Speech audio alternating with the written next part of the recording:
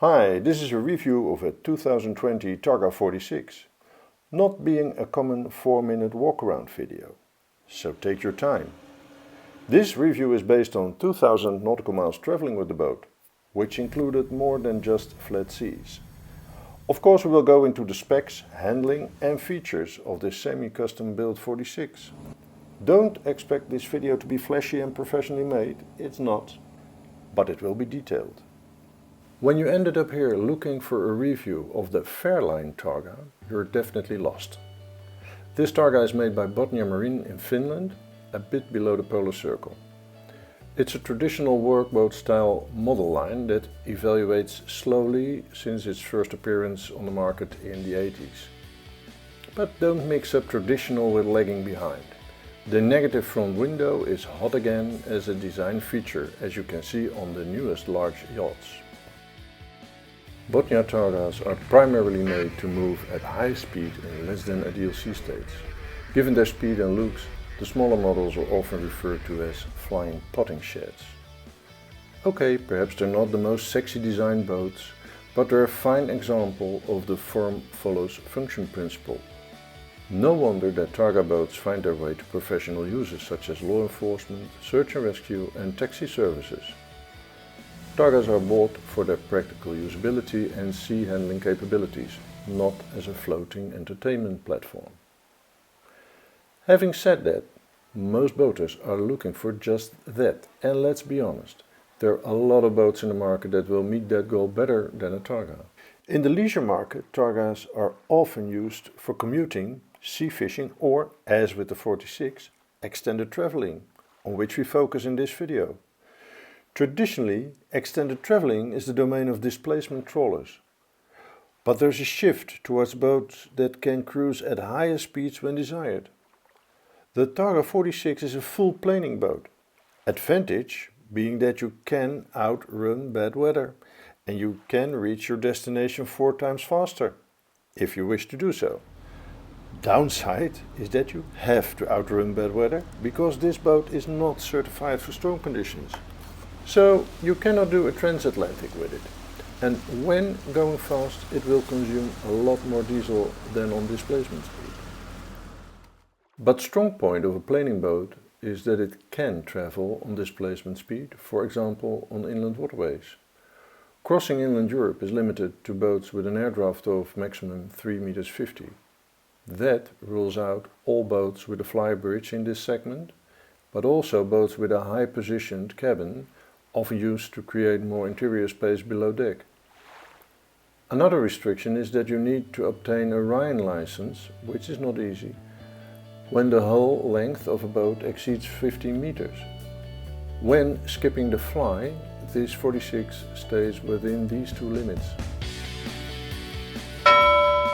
When looking at the specs of the 46, there are some indications that it should provide a comfortable ride in less than ideal sea states.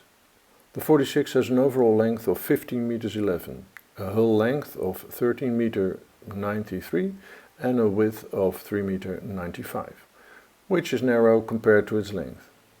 When looking at the bow profile from the front, it's clear that this hull will cut through the waves rather than slamming on them. Both factors contribute to damping pitch movements of the boat. This 46 has an air draft of 3 meters 19. The 1500 liter diesel and 350 liter fresh water are evenly distributed across the boat, mainly in the lowest part of the hull. Both these factors contribute to a low center of gravity, resulting in good handling and reduced roll. But there are 2 extra components installed on this Targa that add to a comfortable ride: the Humphrey interceptor system and the shock-absorbing front seats. The 46 has a GRP infusion hull, which means that it's very strong, well isolated and light. The average operational weight will be around 13,000 kilos, result being that the boat can do with less powerful engines and is more energy efficient than a heavyweight. This 46 has a pair of the new Volvo Penta 440 DPI stern drives. Stern drives are around 20% more energy efficient than shaft drives, but cost more in normal maintenance. Stern drives can be trimmed even above keel level, making it possible to reduce draft. So they are less vulnerable than IPS drives, and they are known to steer more direct and have a better rate of turn at planing speed. So the specs are promising and staying within limits for inland traveling. But let's find out.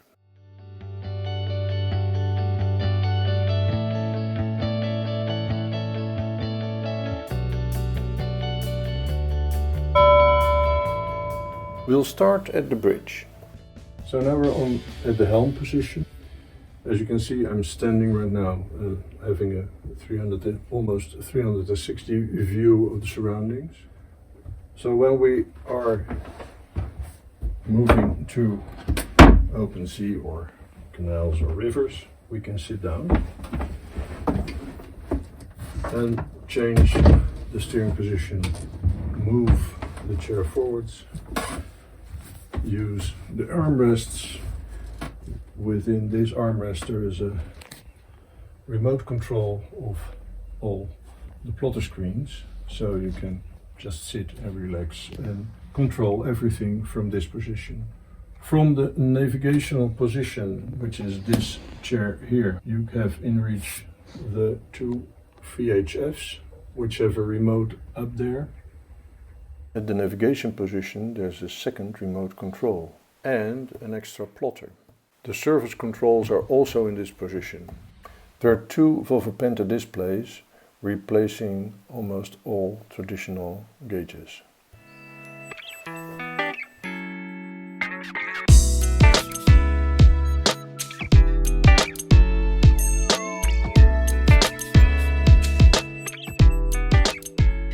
You have the joystick here and the bow thruster control.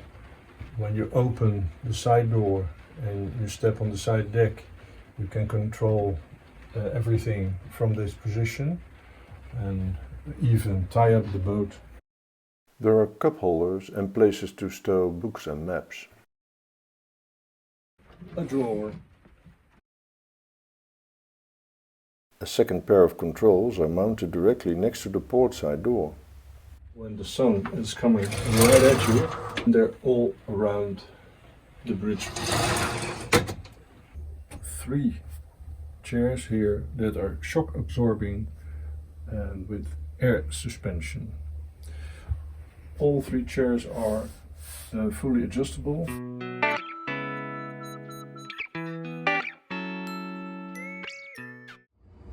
But let's get on our way.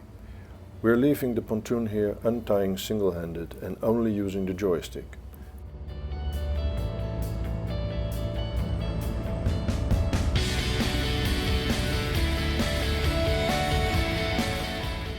The standard bow thruster on the 46 can be useful because using the joystick on a 46 with stern drives is less effective than on an IPS-driven version. For that reason, it's not advisable to opt for the Volvo dynamic positioning system combined with stern drives on a 46.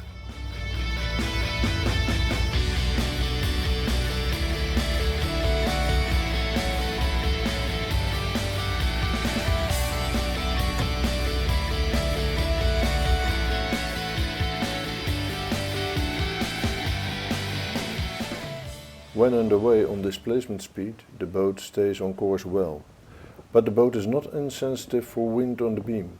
Steering with the autopilot will take care of that automatically, but when maneuvering in close quarters it is something to anticipate. The Airmar weather station provides apparent wind angle and true wind speed to assist. At displacement speed of 5.5 knots, the boat will consume 4.5 liter diesel per hour. At 6.5 knots, it will be around 6 liters per hour. When accelerating, the bow of the 46 comes up a couple of degrees and stays there, barely influenced by the speed. That's very good because a lot of boats have large wakes and extreme fuel consumption when at semi-plane speed. And sometimes the sea conditions can be such that you want to slow down to that speed. This 46 with the DPI 440s has a maximum cruising speed of 32 knots and maxed out in favorable conditions at 39 knots. On an average cruising speed of 25 knots, the consumption will be around 90 liters per hour. With a capacity of 1500 liters diesel, while keeping a 10% reserve, this gives the boat an effective range of 365 nautical miles. That's enough to cross the Gulf of Biscay or visit Iceland.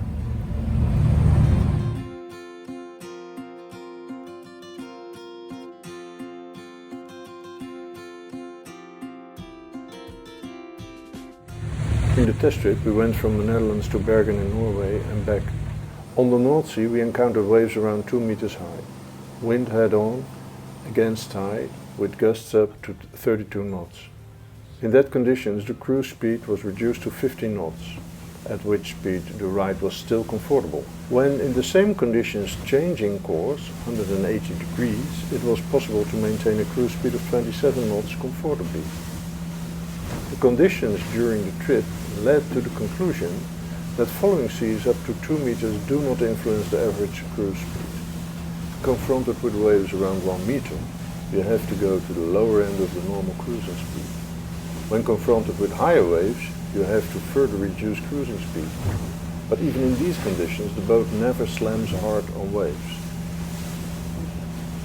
But the Humphrey system and the shock-absorbing chairs play a crucial role in keeping the motions on a comfortable level. This system uses gyro and accelerometer to compensate for the sea state in half a second, and in doing so it reduces movements considerably.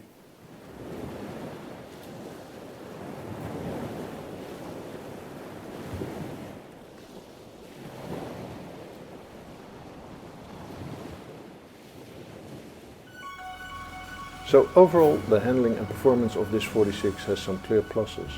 Good ergonomics of the bridge, easy control from the side deck when mooring, good sea comfort at planing speed, the trim system and shock absorbing chairs contributing to that, no cracks and beeps when encountering waves, good sporty handling characteristics, 440 horsepower stern drives have enough power, are energy efficient and less vulnerable than IPS drives.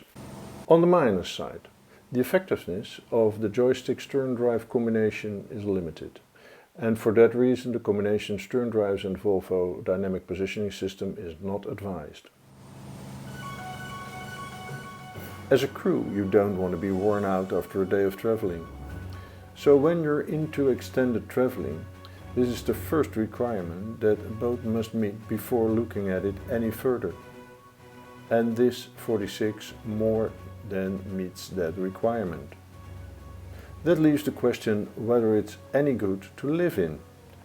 So therefore we will focus on the layout and features of the 46 now, especially in relation to extended traveling.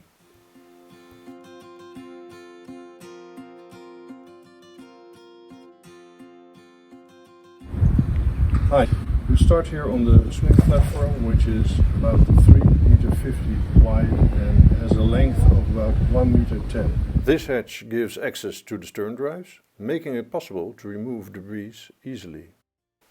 Behind me, stashed away under the swim platform, is the swim ladder, and a grip is mounted on the platform to get out of the water. There are also fender holders and a deck shower here. On both sides there are openings to get on the jetty when hooking on the standard ladder. It's a safe passage because this is almost 90 centimeters high. Hand and roof rails support walking on the 45 centimeter wide side decks. In the front there are again two openings, this time to make stepping up to a quay easy.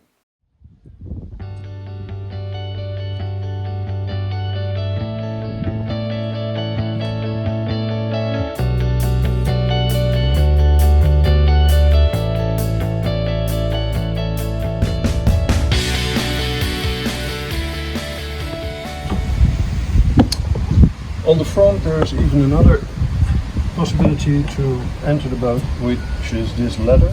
That's the reason why the windlass is mounted off center. Of course you can control the windlass here. There's the hatch with the anchor chain, and you have of course a control for the windlass inside. Now we step up a little bit, and you can see that there's not only a glass roof, but the other black surfaces are solar panels. The ladder to enter the engine room can also be attached here to enter the roof. The most interesting part of this roof is in fact the radar arch. We're going to look at it right now.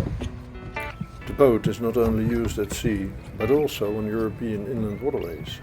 That's the reason why this boat has no flybridge. The radar arch folds down, resulting in an air draft of 3.20 meters. The compact hydraulics that make this possible are made by the UK firm Makefast.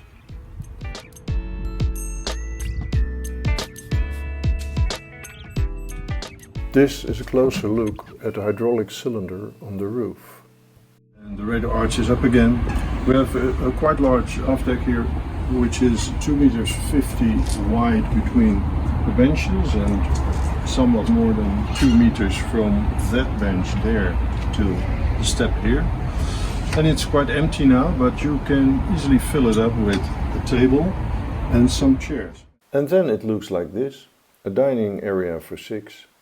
The flexibility of this setup makes it also possible to inflate your dinghy on the aft deck or unfold your bikes.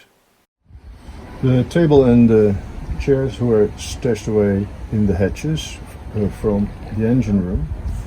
This is 1, and that's 2. As you can see, quite large entry. These are the chairs, and the table is stashed away in here with the legs. Life raft, which is stashed away here, and you have lots of space to store stuff under the benches there. Here also with the shore power connection in it. There's another shore power connection in the front, by the way, and this is the same. The air inlets for the engine room are situated under the back benches, so seawater can hardly get into the air inlets when conditions worsen. This boat doesn't have a full aft deck cover. A sun awning could be very handy though. Oh yeah, forgot to mention that there's also a saltwater deck wash pump connection on the aft deck. There's a lot of space in the engine compartment, but keep in mind that opting for an IPS version will swallow a lot of that. As you can see, the room is a showcase for Mastervolt equipment. This 46 has no generator but Li-ion batteries and solar panels. Cooking is also done electrically. The boat can do without shore or engine power for 4 to 6 days. After that you need fresh water anyway. So you won't have the smell and noise of a generator at roughly the same costs. Downside being that you cannot run the airco unit for more than one night. The modulating airco unit can also heat the boat. As a backup, there's a diesel heater installed. Not often seen is the standard heating system for the demisters running through all compartments in the boat, powered by the coolant temperature of the engines. Even regulating its temperature is possible.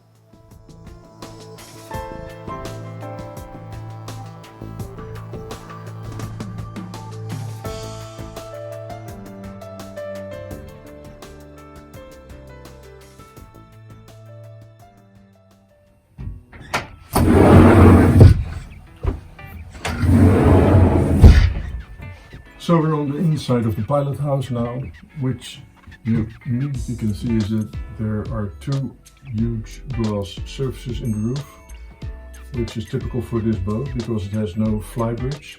This is a fixed one. Further in the front there's one that can open electrically, so you can have the air in. What's also interesting is that there is no GRP surface somewhere in the interior. All interior is covered by Alcantara, walls, ceiling.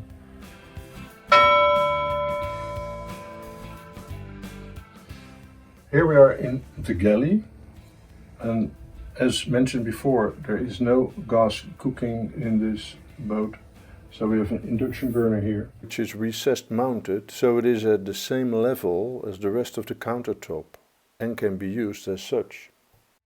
On an induction burner, just the bottom of the pots and pans will heat, not the glass surface. When using these silicone mats, the surface will stay clean and isn't slippery. Then we have here the combination of microwave and oven, hot air oven. We have a small compact dishwasher here. Of course, the cooler freezer. Some extra space to cut stuff. And we have, of course, a sink. And you can use this to prevent splashes when cooking. Then we have lots of storage. Drawers, dirt, another set of drawers, cupboards, and more cupboards here for storage in the food department. Extra storage is here under the couch, and we have extra storage here.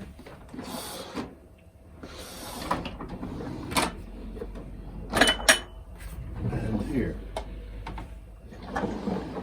And last but not least, another cupboard here for pots and pans.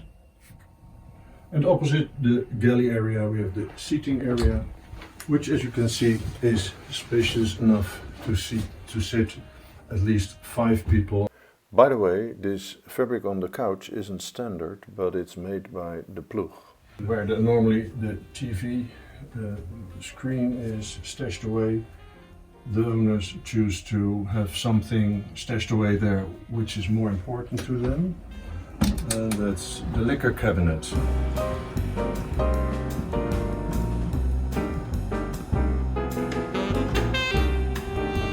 We won't test it right now. So now we're going down to the aft cabin, and I'll explain to you later why it's constructed like this, but we have here a huge platform which functions very nice to have the coffee bar. Here in the back, more in the back, where we have the entry, you have a cupboard where you can put your coat in and your shoes. And there's even a very large storage underneath.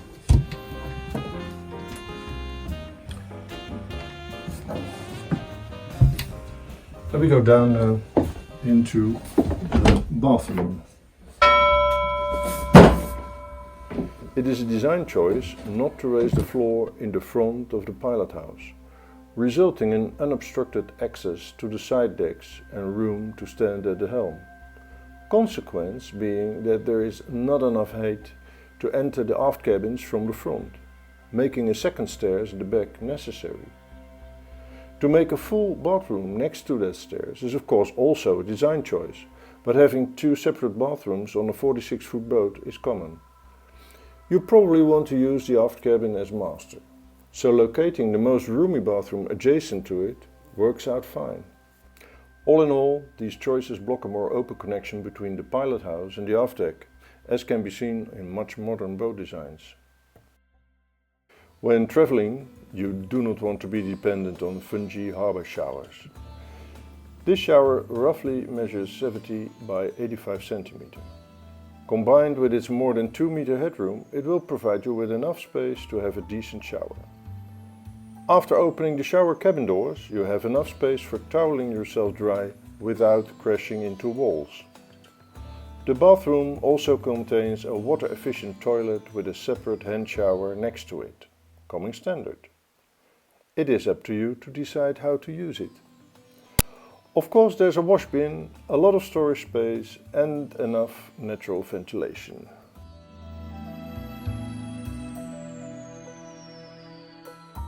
When staying on board for a longer time, a good place to sleep and getting dressed is important.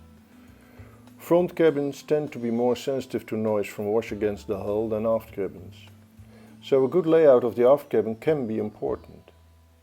The layout of this one is limited by the fact that the mattress is on top of 750 liters of diesel, so you cannot make an island berth in this cabin. But that's the price you pay for having a boat with a low center of gravity. You have space enough here to undress and get dressed. There's storage on either side. Here a cupboard, and here's a hanging locker. This height is about 240. Here it's still 2 meters, and I can sit down here and I have still room to move. Standard on the 46 there is a 1.40 m by 2 meter mattress. In this 46 there's a modification to a 1.75 m by 2.15 m mattress. Dimensions that are more commonly met in a spacious bedroom at home. Added is a one-piece top mattress of these dimensions, making changing sheets due to its lightweight and flexibility easy. The top mattress can be removed and the main mattress can be separated in 2 berths by removing a filler piece. The space to enlarge the mattress was found by moving the back wall a bit further to the bow and removing the storage next to the standard mattress. By reducing the depth of the port closet, the entry from the foot of the bed has been widened for easier access. The cabin can be heated or silently cooled. Outside air can be let in directly by opening one of the portholes. It wouldn't be overkill if the other, now fixed porthole could open too. Strange enough, there are no standard curtains in any of the cabins to provide privacy.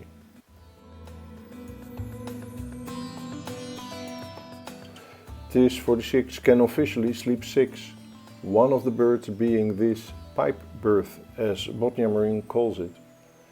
It lacks pipes, but apparently it's an expression that survived from the era that they still were building sailboats. So, when you hate somebody or you have a 5th person on board to sleep, you can use this pipe berth.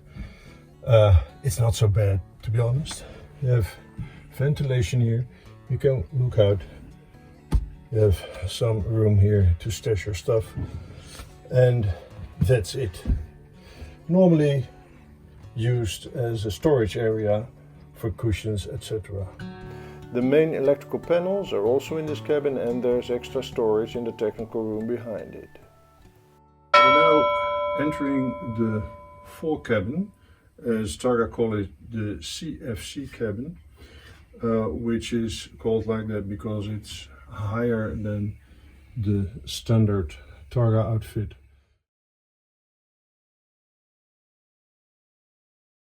And we open it very traditionally from here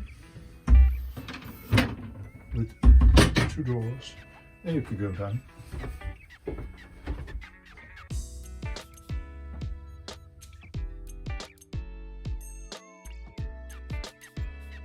So we're now downstairs in the front cabin, which is a not typical outfit from Targa, because the typical outfit has lockers here all the way down on both sides. And this owner chose to modify it a little bit with the overhead lockers like this. So you have storage there and storage here on both sides. And there is some open space and a small cupboard there, which all in all gives a more airy feel to the cabin. Then we have about 1.10 m space. So in front of the bed you have enough headroom to change. As you can see, I'm 1.95 m and have at least 10 centimeters here, and even here I can stand without touching the ceiling. So for dressing and undressing, there's enough room. You can walk here and get to the bed, and can walk there and get to the bed. What's not typical either is this solution here, because normally in the Targa the floor ends here and you don't have the second drawer there. This owner chose to make it a little bit wider so you can move around a bit more. Then here you have the classic cupboard and also two drawers for extra linen. The entry here to the bathroom.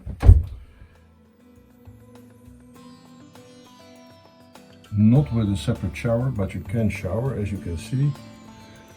And there is limited storage. Now there's some extra space in here.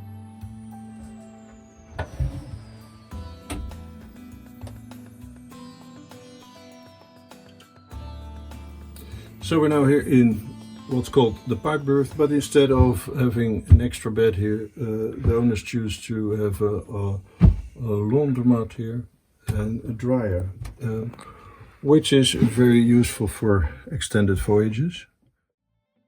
Some general observations at the end of this layout and features part. The boat is clearly made by practical boaters. Clothing hooks are everywhere, storage possibilities for stuff when underway, grips where needed and no sharp corners in the interior. Some boat magazines that tested the 46 stated, in their words, that the overwhelming amount of teak in the interior was not to everybody's taste. This cannot be said about this 46. The standard teak ceiling in the pilot house is replaced by lighter design Alcantara fabric, and the modification of the forecabin resulted in less teak and a lighter and roomier layout. The extra glass panels in the pilot house roof and the cabin-wide glass facade in the back added more daylight and a roomier feel compared to standard. In the end, this doesn't make the interior of this 46 modern, but modern classic would be an appropriate label, the interior being cozy without feeling last century or cramped. To summarize, on the plus side, good accessibility from the pontoon or quay, wide side decks, the side doors, one level living, open roof and doors, let the outside in, weather permitting. Enough headroom in all main compartments. Sufficient room to get dressed and take a shower. A generous size of the mattress in the aft cabin. High quality of overall finish, the optional fabrics adding to that. On the minus side, the door openings in the pilot house could be wider. The narrow passage in front of the galley, and overall the interior volume is limited for its class. That brings us to the end of this review. When summarizing the observations on this 46, I would say that this is primarily a very comfortable boat to travel with. In its class it has outstanding sea-keeping qualities. The boat has sufficient long distance range while being relatively energy efficient. The two 440 stern drives give it enough power, a sporty handling and flexibility to reduce draft. The zero emission support system convinces in daily use. But all these qualities come at a price, being the somewhat limited interior volume and layout possibilities. But the space is clever used and certainly not too limited for a couple traveling. This 46 has a lot of modifications compared to standard, most important being the possibility to do extended inland traveling. This Targa is certainly not mainstream, but it should be on your shortlist when looking for a boat suited for both slow and fast extended traveling on inland waterways and sea. Thank you for watching.